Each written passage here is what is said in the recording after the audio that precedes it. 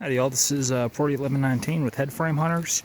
We're here in Jefferson County, Missouri at the Glencoe North tunnel quarry. This is a underground room and pillar limestone mine. As far as we know, closed in 1950s-ish. We're pretty far back in the woods here. There used to be a road, but it's no longer accessible. The Glencoe South mine, we think that they may be working to reopen it or something, but that one's on private property, whereas as best we can tell, this is on public land. So,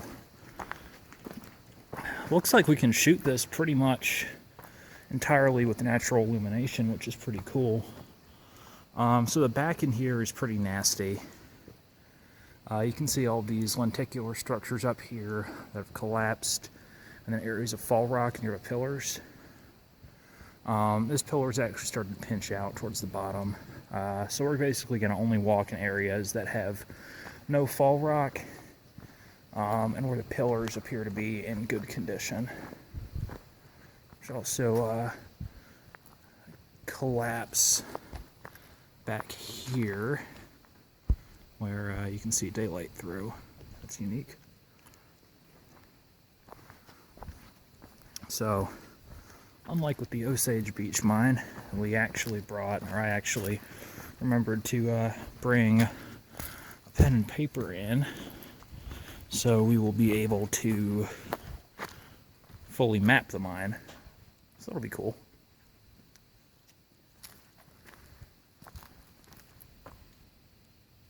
Okay, so we have just walked and mapped the entirety of the Glencoe North tunnel mine, or quarry.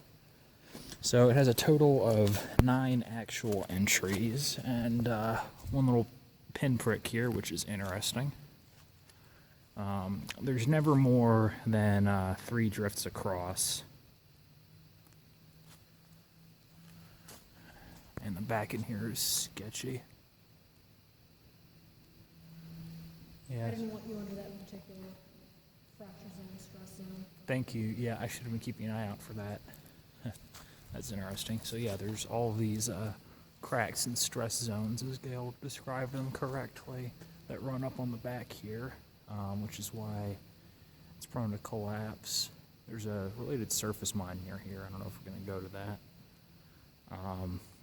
So what's interesting is that as we progress down the line this way, the depth of mining gets shallower, which makes me think that they were encountering unfavorable geostructural conditions, which is borne out by all of this. Something kind of interesting we can see here on the ribs. So we can see drill holes from drill rounds. There's some down there that we can see. So they were kind of doing a fan pattern to break the rock. There's actually remnant part of a hole there. And then there's some further up pretty close to the back. I'd imagine that when this was worked, that they used some kind of overhead lift platform to get up there. Maybe a forklift. Another interesting thing. As we walk along here, you can see good drill, good drill, good drill, fragmented mess. This is likely where the charges were set. I'm way too close to that rib for comfort.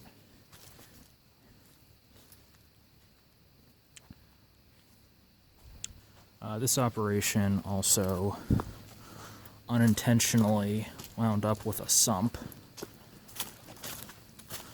It's just an area in the floor that is lower than I'd imagine they'd wanted. And it has filled up pretty completely with water. It kind of runs back into there.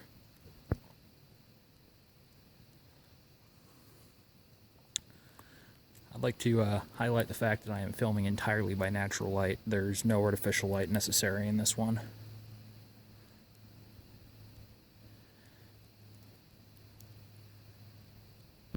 this area to do. Could be. Keep it classy, Jefferson County.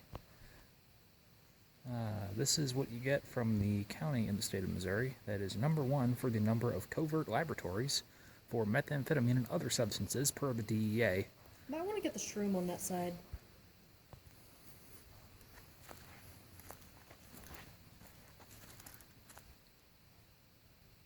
Lovely.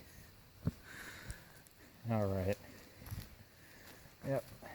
This is an interesting one, and that's an understatement. The oil reacts with the limestone, causes that. Got it. So it's kind of like acid rain. Kinda.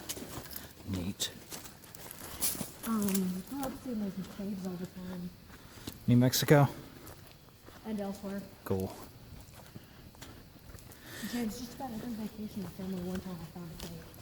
If not more than one. Neat.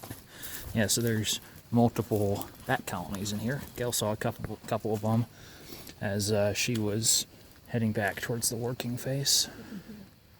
She says there's probably one up in here because of the oil deposits. And there's a lot of deer tracks in here. Probably hiding from storms more like. Probably. And there's water and other stuff in here.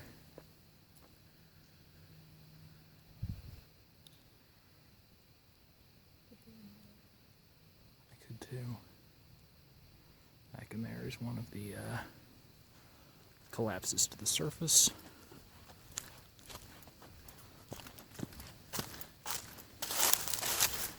And I believe there was another one. Yep, right beside it.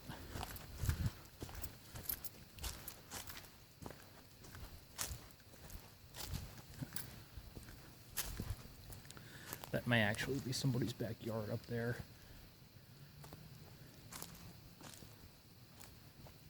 Heard horror stories about silica mines in way southern Illinois, like Trail of Tears State Forest, that silica mines that the subsidence run will open up like into people's yards and near roads and stuff.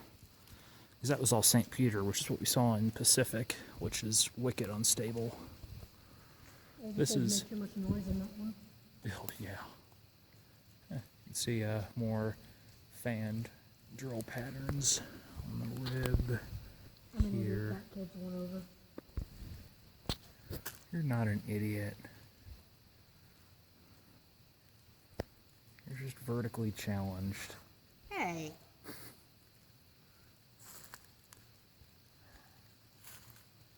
Freakishly tall people always like to say that. Yes, we do. Not freakish though. So I think the I'm not last. freakish either. That's what you think. The last working face, we believe, was those two drifts over that way, or entries over that way. And this was probably abandoned at that point. Yeah, not really a whole lot to see here. I mean, it's big. These are probably 40-foot pillars that are, say, 25 by 35 feet on about 50-foot entries. Of course, the entry width varies throughout the mine. I kind of threw together a small map of what all is going on here, which can be seen here. So around entries, what's that? 4 and 5, the pillars come a little bit off center, and my map is not really doing a great job of showing that. However, it will give you a decent idea of what all is going on as far as the layout goes in this mine. It's kind of cool. More impressive at night, except for the lighting. Anyways, I think that'll about do it for the Glencoe Tunnel Quarry. This has been Head Frame Hunters, and thank you very much for watching. Adios.